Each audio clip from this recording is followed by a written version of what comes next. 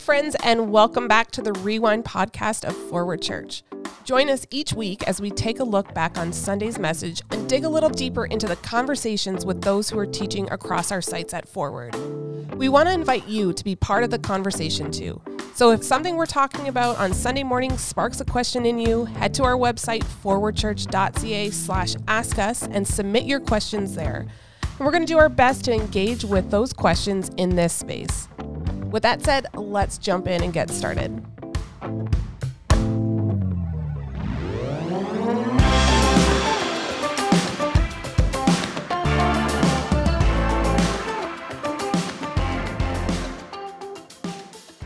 Blair Hicks here, back with you with the Forward Rewind podcast. I've been away for longer than I anticipated, but it feels good to be back. I told Billy I wasn't sure if it's a good thing that I feel about good, like at home laying back, or if it's a bad thing. But why would it be a bad thing? I mean, people with microphones in their faces. Is that a homey feeling? I don't know.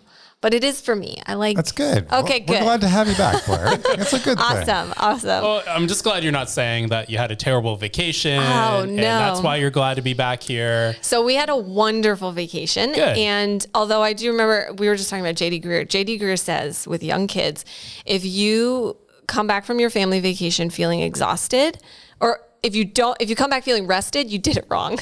You really should be feeling exhausted when you have young kids and you're going on a family vacation. I've got news for you. It doesn't end? It doesn't end. Oh. Because as they get older, they just stay up later and make more noise. Great. When you're trying to go to sleep. So what you're saying is my relaxing vacations have come to an end. Unless you just want to not bring your kids with you on vacation.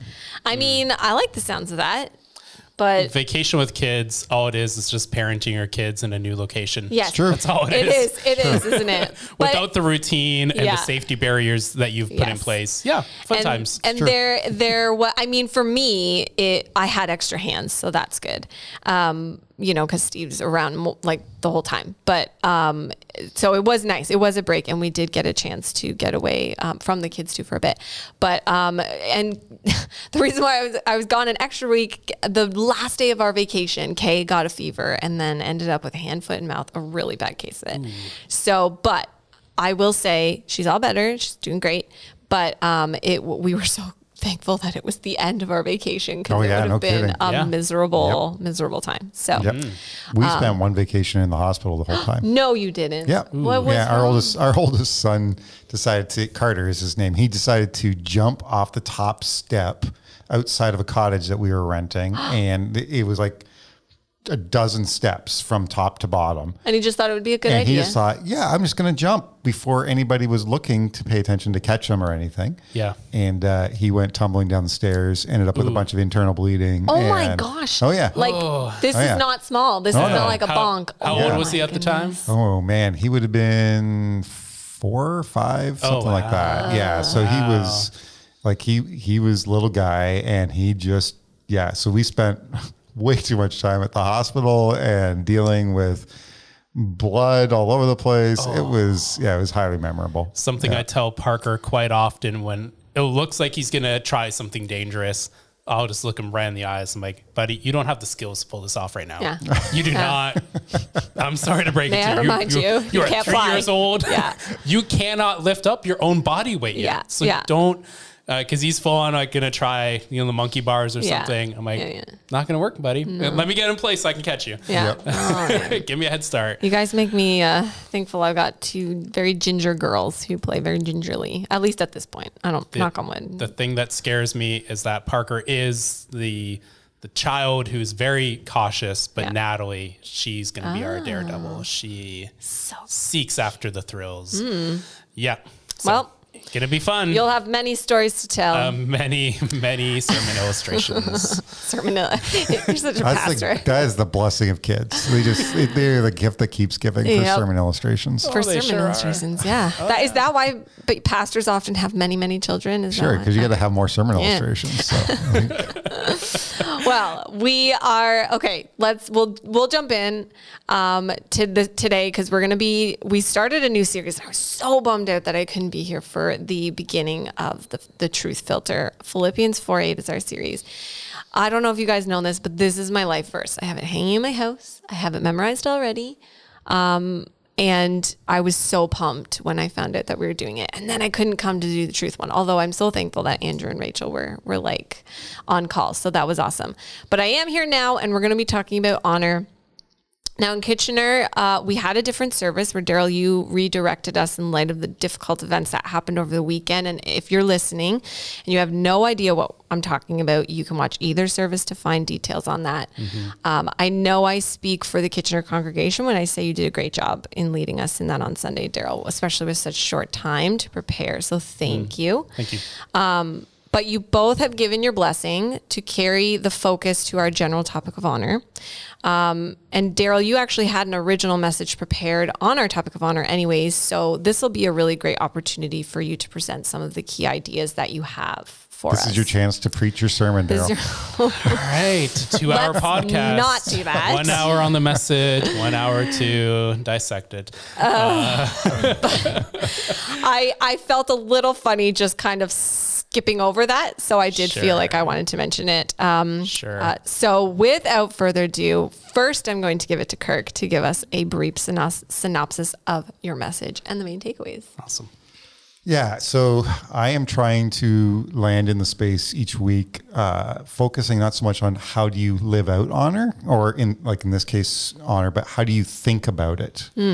Because the premise of the whole series, as we've been unpacking it, is, and of this verse, I think, is the call to think about these things, and because there's a reward when we think about these things. We become a certain type of person based on our thoughts, and so rather than preaching a sermon on, here's how you honor all these different people, it became more about how do we discipline ourselves to think about honor, and so just the idea of God's call for us to honor everyone, even the people we don't want to honor, and so you think about honor by seeing people through the eyes of Jesus and looking at them through that lens, and also understanding the type of person God's called you to be in terms of being an honorable person yourself. And the more you think about those things, the more God changes you to become a person who's able to honor.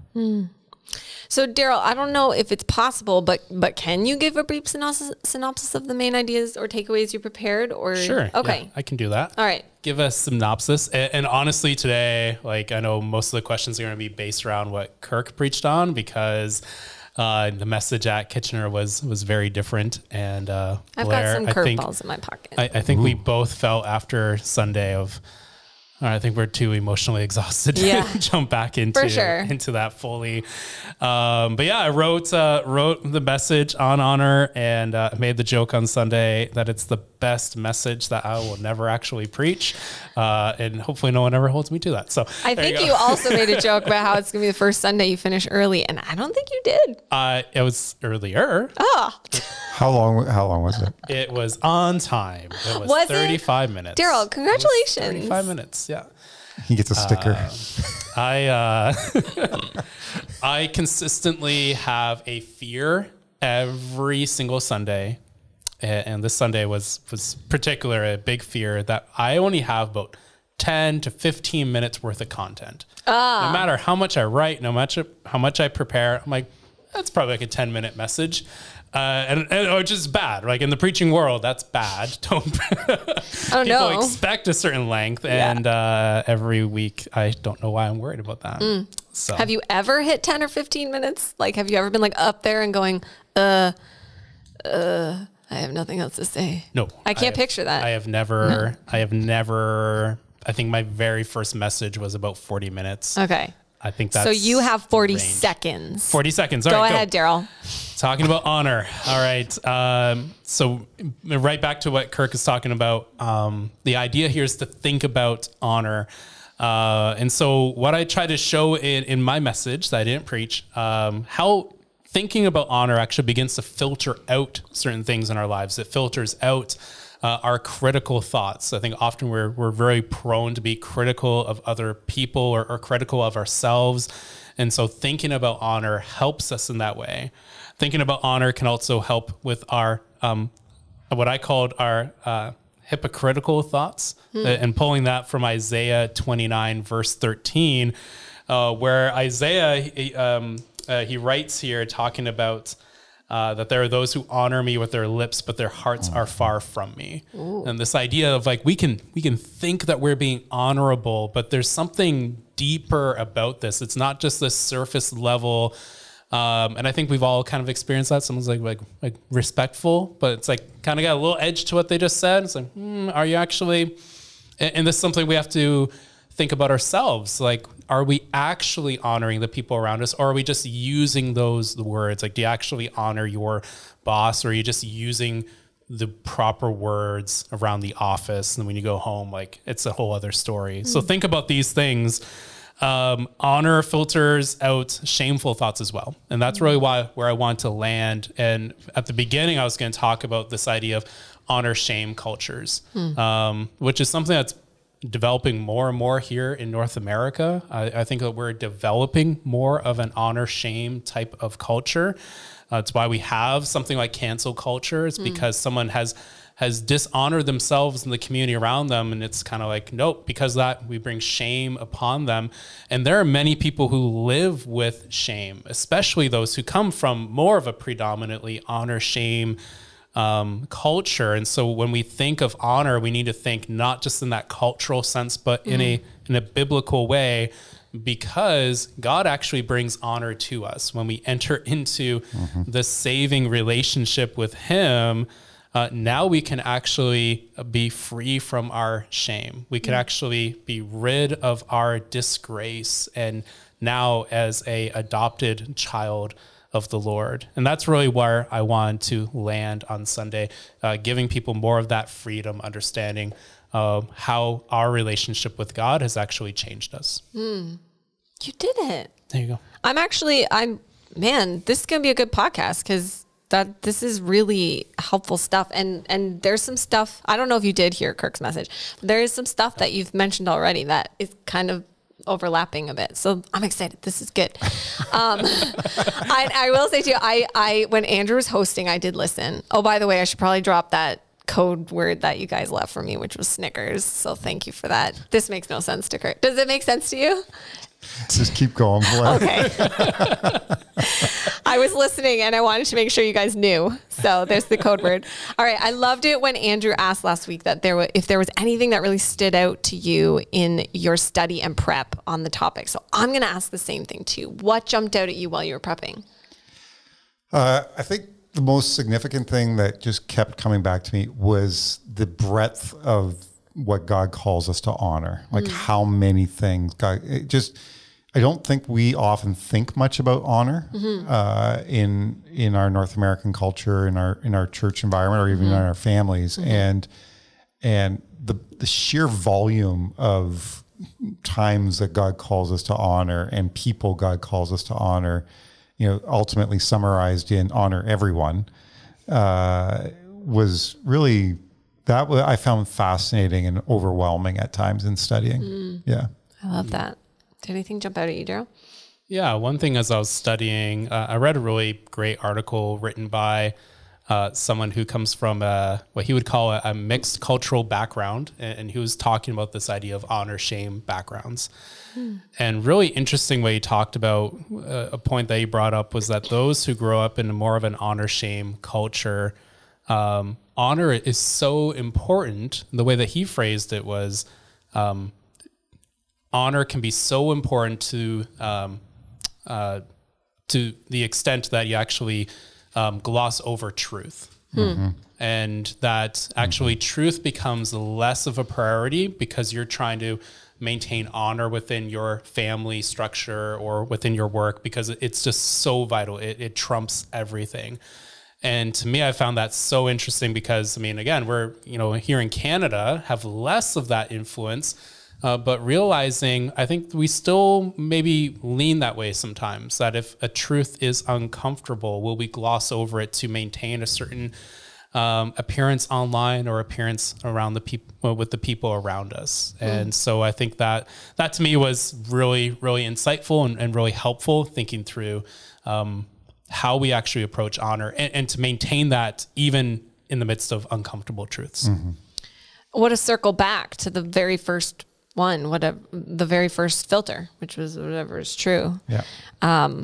Interesting. Yeah. So I've got two follow-up questions that I think we're going to slide right into, which I love when this happens. So you already kind of touched on it, Daryl, about culture, how culture sees honor. Mm-hmm. So my question is, how does the honor that God talks about in Scripture differ from the way culture sees it?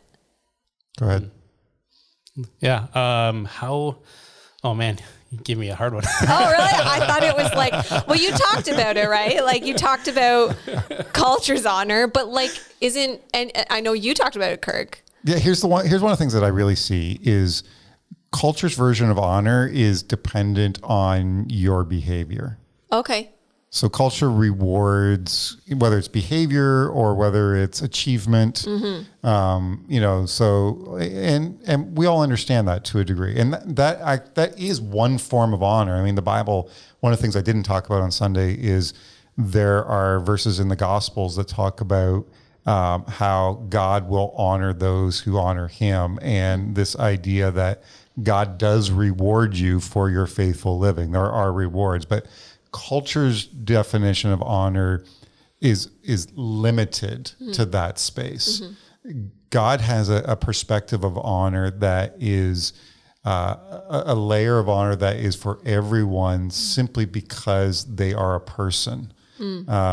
Because they are made in the image of God, every person is worthy of honor and respect because we share that one thing in common across all of humanity. And so that, God's version of honor is not limited to my behavior. It's more about who we are as people.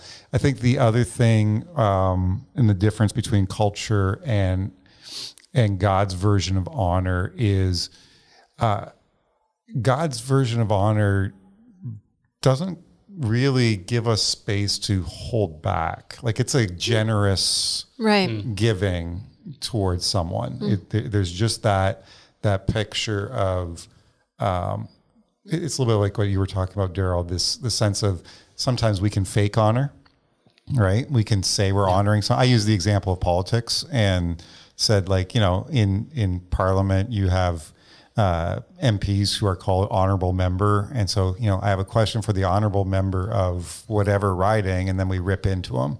Yeah. and so, there's just this sense where God is not creating those kinds of limits or fakeness to our honor. It's got to be more real. And with that, we show honor in structured ways of, like, you got to show honor to, that person of power so that you receive more power and authority and respect by the people around you, but you're going to be less inclined for those who have lower status. Right. And that's going to be, again, another big cultural thing, whereas Scripture calls us honor of all people, no matter what their status is.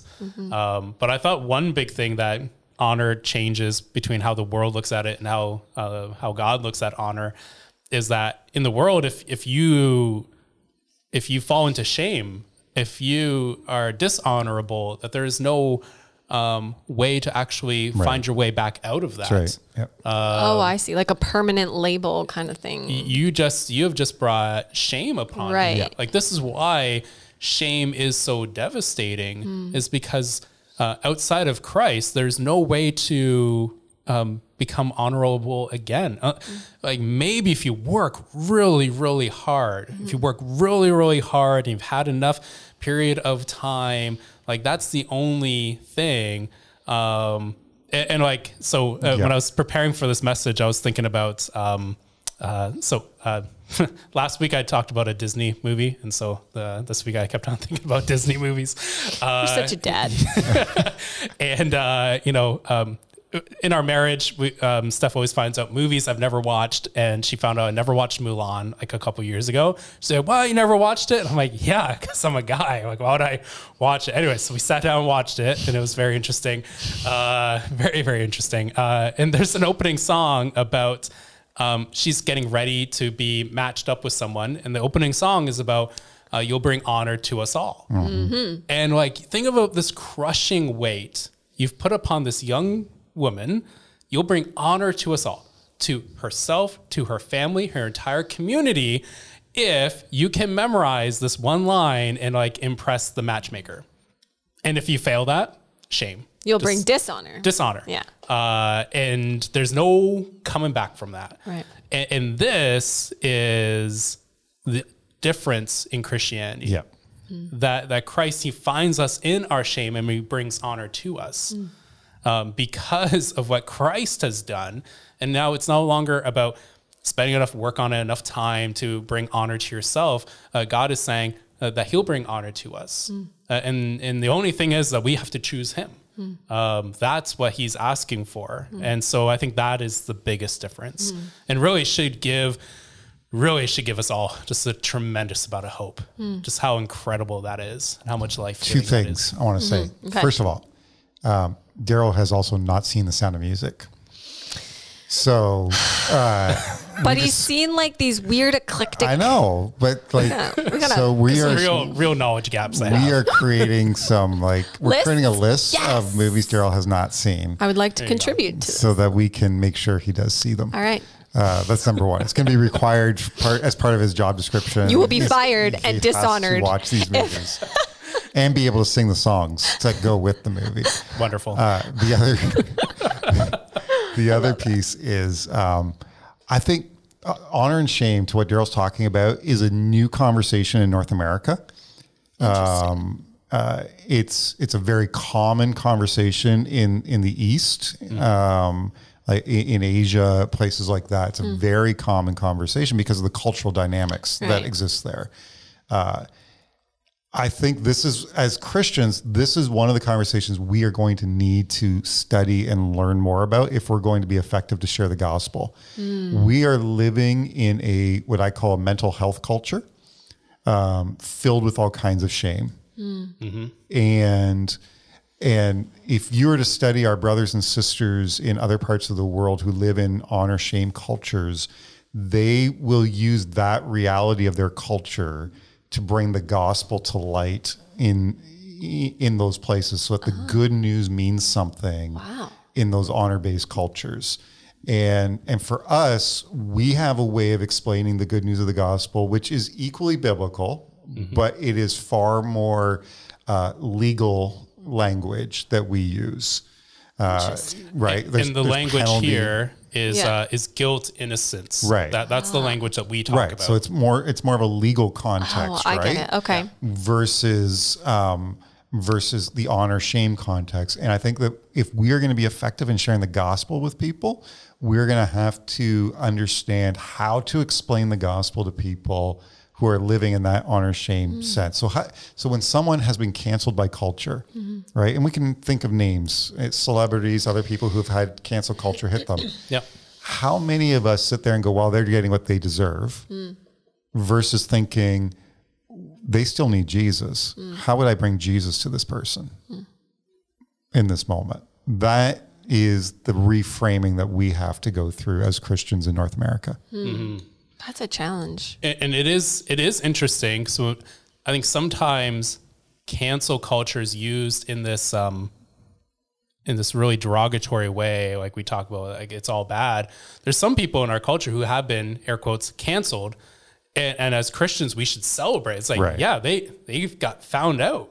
Like we're bringing them to account for like what has happened. But we can't just leave them there. Right. And that's the issue with it, is that you would just abandon them.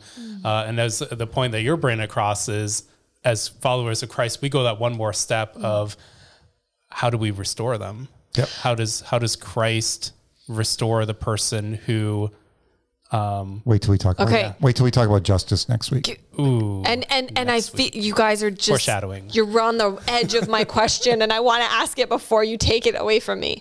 So from that exact point, okay, how can you honor someone when there is a great deal of trauma attached to a relationship, or like you were kind of saying, an unhonorable person that we would see, culture would see as an unhonorable person, maybe even take it as far as an example, like a murderer in jail, right? How can you honor someone when there is a great deal of trauma attached to it? An example would be maybe like abuse, or an unhonorable, someone that culture would see as unhonorable? So the first thing I will say is,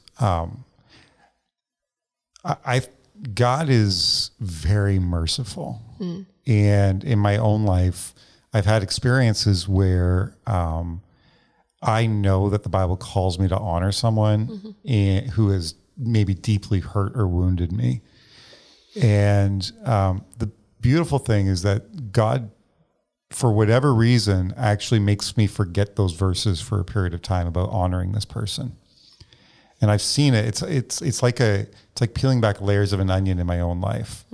And what God does is one step at a time, he starts to help me to heal from what's happened to me, and brings me to a place over a period of time where I can begin to honor the other person. So I would just say to someone who's like living with that tension in their own heart and mind right now of saying, I could never bring myself to honor this person because of how deeply they've hurt me, or what a scumbag they are in general in life.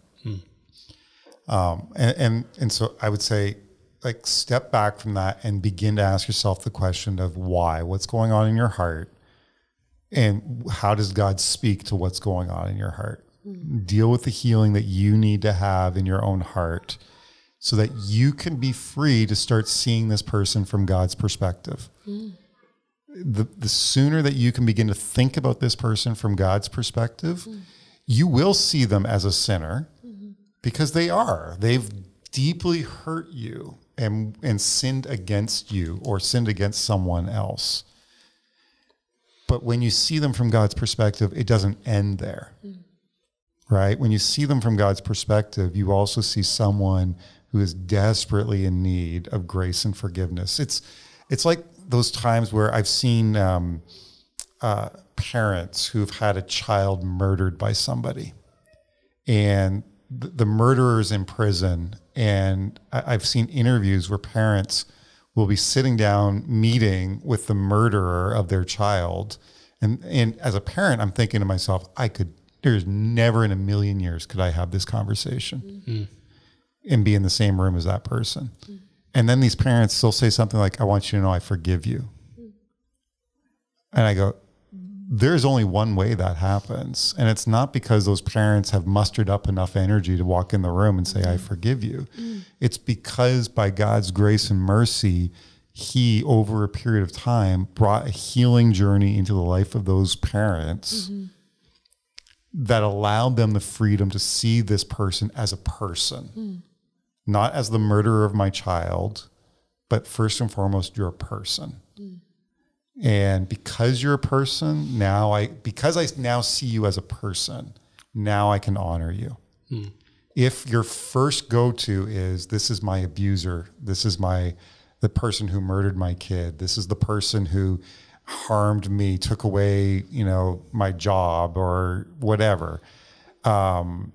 If that's your first go-to, you still have wounds in your life that need some healing. You need to process those things. And as you do that, God will lead you to a place of being able to see that person as a person first. So it's not easy. It's not simple. It is a journey. It is a process. I can tell you that in my own life, I had a person that took me over 30 years to get to this point. And it can be a long process, but it's worth it on the other side of the process. I love that. Honor requires us to think about other people from God's perspective, which is what you basically just explained, Eric. How do we get into or understand God's perspective of people? And how can our love for people, even the different ones, grow? I threw you guys with a hard one again. Well, I think you grow in being able to see people from God's perspective by starting with understanding how God sees you as a person. I like that. Yeah. Right? So how does God see me? Here's the truth. So come back to the truth filter, right? So don't lay all kinds of extra layers on this. Come back to the truth of God's word about how God sees you as a person. bring that truth filter in. So God sees me as a person who is made in his image. So I have value and worth as a human being because I am made in the image of God. But God also sees me as someone who is sinful, who has betrayed my relationship with him through my actions. He sees me as someone who's broken. He sees me as someone who deserves judgment, right? But then he also sees me as someone that he loves and wants to show grace to. And the more you continuously remind yourself of the gospel, and then you start to think to yourself, well, this is actually how God sees people. It's not just me, it's how he sees humanity and each individual in need of that same kind of grace and forgiveness. That's huge. Do you have any thoughts before I keep jumping, Daryl? Keep going. Keep going. All right. The timing of this topic is freakishly timely, because I was with someone close to me, a family member, and we were driving, we were getting lunch, and we were talking about some people in their life that it was just a criticism journey is what it was. We were like, she really struggled with even talking to these people because the irritation was intense. And we kind of talked about like how that's not good. And that, we how can we be, image bearers if this is how we're talking and thinking about them. And during the conversation, the thing that jumped out at me was, and you basically talked about this, Kirk, was like, it's not enough to show it. If you're just going to show it and then still think it, that's not good enough. And I would often in my life be like, well, I would never say it except to Steve because he's my husband and we're one flesh. And that was my excuse, but that was my filter on top of the filter that we talked about. Yep. And so as we were talking, I was really challenged and I was like, we actually need to like really work on how we are looking at these people. And she was like, yes, I am having a very hard time with this. And I challenged her because she comes from quite an experience of severe bullying when she was in school, like, the stuff you see on the news kind of thing. Yeah. And so I asked her, is this something that you maybe think could be stemming from your experience with bullying? And she was like, maybe I have trauma. Anyway, we were asking all these questions and didn't really feel like we had answers. Then suddenly, your sermon came up and can you guess what I did, Kirk? I threw it at her. I threw the URL and I was like, we were talking too loudly. God's keeping us accountable now. So needless to say, this is huge. And I think leads to the next question of, one of the things that you talked about that stood out was just how this dishonor can hinder our walk with God and how it can not separate us, but stop us, right?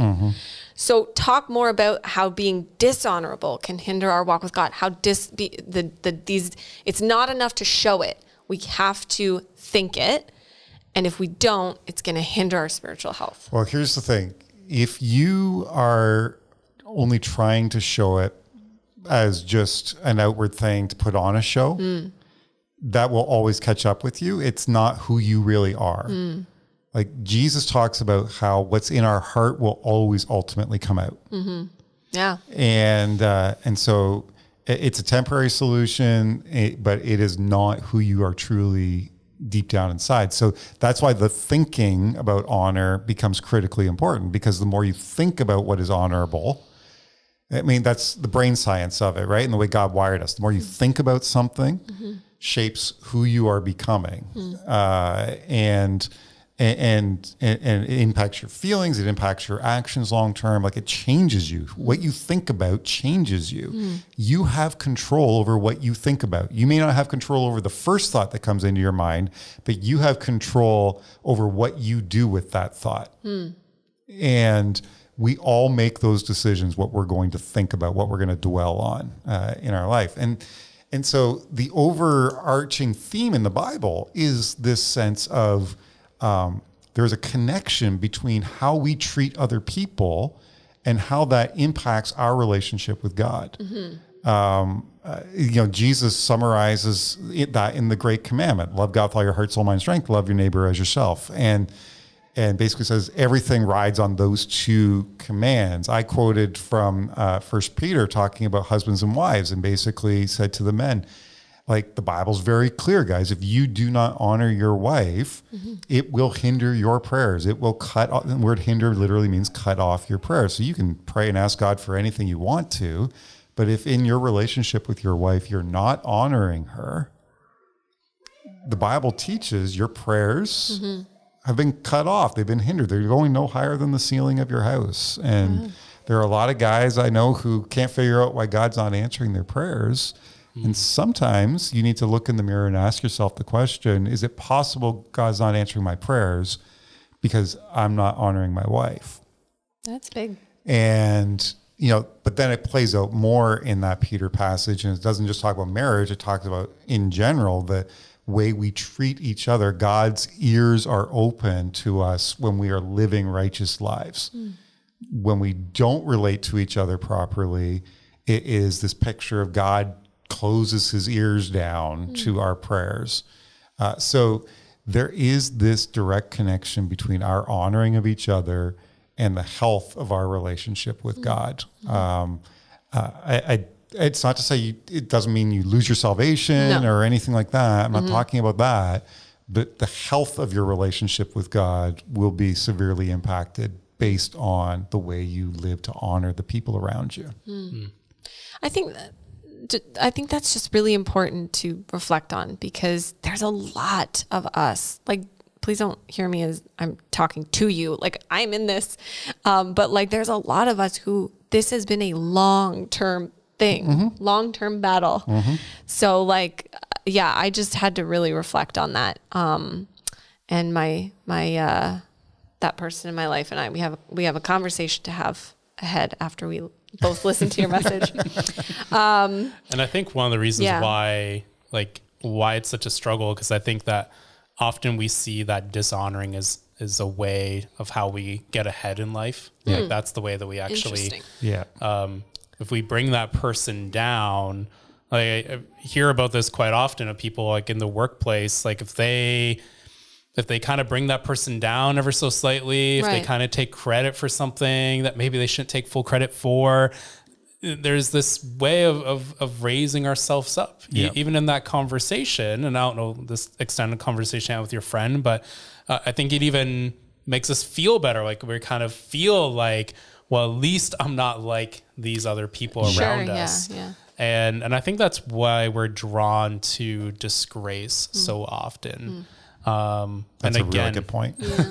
Is that, would you call that then, like maybe you'd call that selfishness or pride, but maybe it's the opposite and like a low view, because you're doing that in an attempt. Yeah, actually, I was reading some articles preparing for the message, and psychologists will say that if you are constantly complaining, it is usually because you have a very low view of yourself. And there are a number of other kind of things to unpack from that, but it's usually rooted in this, I have a very, very low view of myself, which, to that person, this comes back to anchoring ourselves, our identity in Christ, because, anchoring our identity in Christ has this beautiful way of keeping you humble. But it also has this beautiful way of picking you up and encouraging your soul like nothing else can encourage your soul. Yeah, that's so true. True. It's so true. Wow. We need to focus on that. If only somebody came up with that idea. Love that. We do have time for one more question. I'm going to throw this one at you, Daryl, because you did get to talk about this weekend. So we've talked about honoring the people that are difficult to honor. And you had your chairs, Kirk. You talked about the people that are easy to honor, and then people who can be difficult to honor, and then the in between. In our lives with the people who Camp Forward is full bore, just so you know. It's the final week. It's okay. The final week. Like the kids, it's like it's like Christmas. I love the kids it. are just embrace it. Embrace it, okay, Billy. Billy, it's okay. If people on the podcast can't hear it, I'm not sure if it's coming through the mics, but we hear children just tearing through here. I'm not going to lie. It's a terrifying sound. Oh, I was going to say, no, this is awesome. It just brings joy to my heart. I mean, I guess. I love it. Oh, good. I think I just don't want to get trampled. These 2 months at Forward, like this morning, we're out there praying in the foyer, and all these kids just come tearing through, and I'm just loving it. Yeah, it's awesome. I love great. I think the camp staff are glad it's almost over. I did see a little bit of dark under Neil's eyes when I saw that. Bringing it back to honor, our last question, because I want to give you a chance. I feel like it's a very relevant question at this point. We talked about the people that are hard to honor. Let's talk about the people easy to honor, but specifically, how can we honor someone in a time of suffering?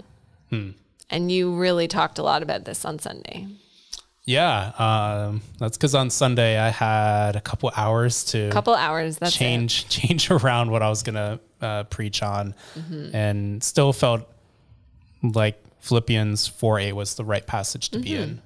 Really felt like that was God's timing, and made me reevaluate this idea of honor. We think of those who are easy to honor, those who are hard, and for a different way. How do we honor those who are suffering? And I think that Scripture really speaks to this. And I pointed to a few passages of how do we do this. And an obvious example is Job. It's a passage I think many people in the church have become familiar with, that Job lost absolutely everything. Lost his family, his wealth, his wife walked away, his health, everything. And in that moment, his friends came up to him and sat down with him. And I just point out a few things from there that we honor those who are going through suffering with our presence. And I had to admit, I think so often it's very tempting to leave the person who is suffering and just think, I'm just going to make it worse. They don't need me. They need time alone. And really, I think it's quite the opposite, that usually in those difficult times, we need that friend. We need that companion to come alongside of us and just be there with us. And the thing that in Job that's often mentioned is that the problem only came when they started talking. That's right. I remember you saying They started opening their mouths. Yeah. And it's a good example of what not to do.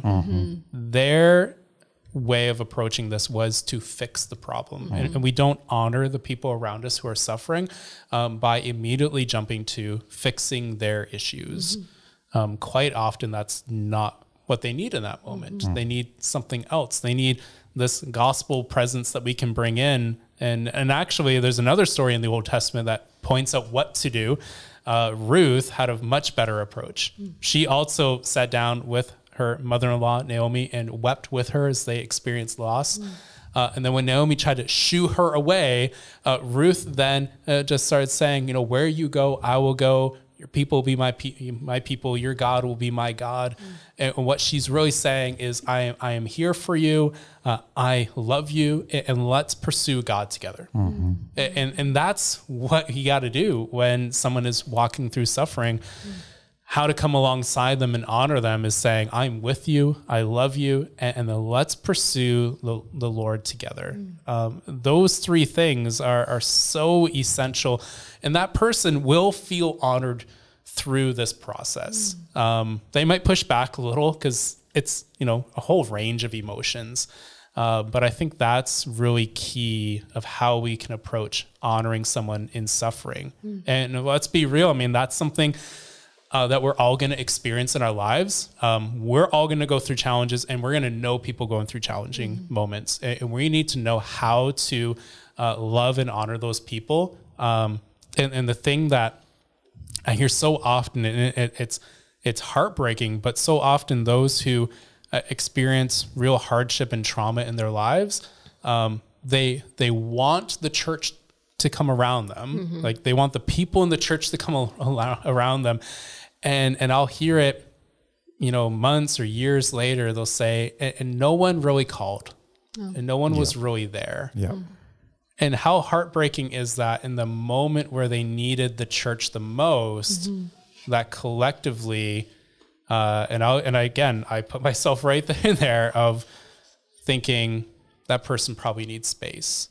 And actually the response I've heard time and time again is, I needed my church family. And so I think we need to get beyond that. I think that might be a way that we protect ourselves and not the way we truly show love. I mean, don't be texting them like every 5 minutes. I mean, like, use wisdom. But reach out and see how they respond. And that's the way we can pursue that. I think that's huge.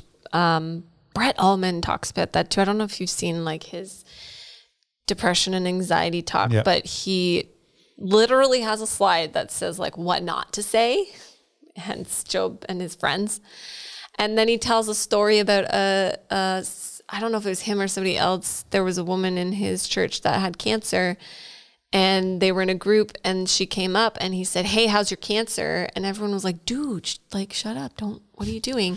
And she bawled her eyes out because she's like, "You're the first person that's asked me in 2 years." And it was like, whoa. And like, I have to admit, I've found myself like, Steve reached out to our friends, the Freemans. And I was like, "What are you doing? Like, that's not the," and he was like, "Excuse me." And then sure enough, like, they so appreciated his love, and which of course that door flung open, and then I just completely leapt through it. So I was able to do the same, but it was like, I don't know why I didn't think of that. So you're absolutely right, and I think it's extremely relevant right now, and especially the fact that you said we're all going to have to experience it at some point. So it feels like I want to give you guys a chance. I'm gonna take your chance away to say one last thing, because I don't want us to be. I wanted to end with reading it like Andrew did, reading Philippians 4:8, because repetition, like you guys said last week, right? I want to say something. All right. He's my boss. I guess I'll let him. I want to say something. Go ahead. So this is related, but not definitely on the topic of honor. I want to build off of what you were just talking about, Daryl. And I recognize that many of our viewers and listeners the majority may not be a part of Forward Kitchener. And so I want to just ask all of Forward Church as a whole church family. I know we prayed here in Cambridge. We prayed on Sunday for the Freeman family. But I want to just ask all of Forward Church to continue to be in prayer for the Freeman family, but also to be in prayer for our brothers and sisters, our family in Forward Kitchener, because there are a lot of people who are very close to the Freeman family, and this has been just a really hard week. And so, as a church, this is an opportunity for us to stand together and be one church. And so in your prayers this week, continue to pray for the Freemans, but also continue to pray for God's comfort and healing and mercy to fall on Forward Kitchener and the people of Forward Kitchener. Thank you, Kurt. Now you have to read it, because I can't. I can read it. That was your fault. Thank you, Kirk. Finally, brothers, whatever is true, whatever is honorable, whatever is just, whatever is pure, whatever is lovely, whatever is commendable, if there is any excellence, if there is anything worthy of praise, think about these things. Thanks for listening, and we'll see you next week.